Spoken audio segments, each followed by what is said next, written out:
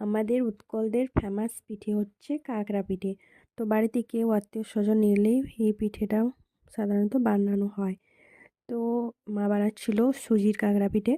তো কাঁকড়া পিঠেটাকে বানানোর জন্য প্রথমে জল গরম করতে দিয়ে ওটা চিনি দিয়ে স্বাদ মতো মিষ্টি যে যেরকম খায়, তারপর সুজিটা দিয়ে এখানে খোলটা বানিয়ে নেওয়া হয়েছে। তারপর ওগুলো খুব ভালোভাবে বেলে এর উপরে চাঁচি দিয়ে বানানো হয়েছিল। তো চাঁচি দিয়ে একটার উপরে আরেকটা পিঠে দিয়ে ভালো মতো বাটি দিয়ে গোল শেপ দেওয়ার জন্য কেটে নিয়েছিল।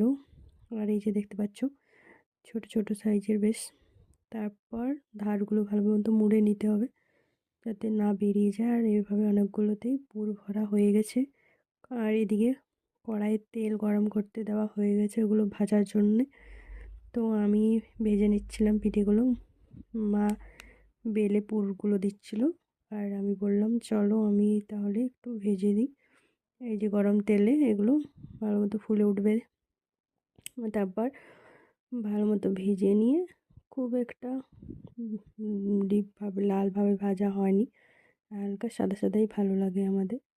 তো তোমরা লাল মতো ভাজতে পারো। এই যে ভাজা হয়ে গেছে। তারপর ওইভাবে অনেকগুলো আমি ভেজে নিয়েছি।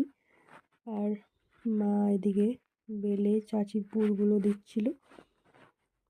তো তোমরা কে কে পিঠে খেয়েছো আর কে কে পছন্দ করো অবশ্যই কমেন্ট করতে পারো।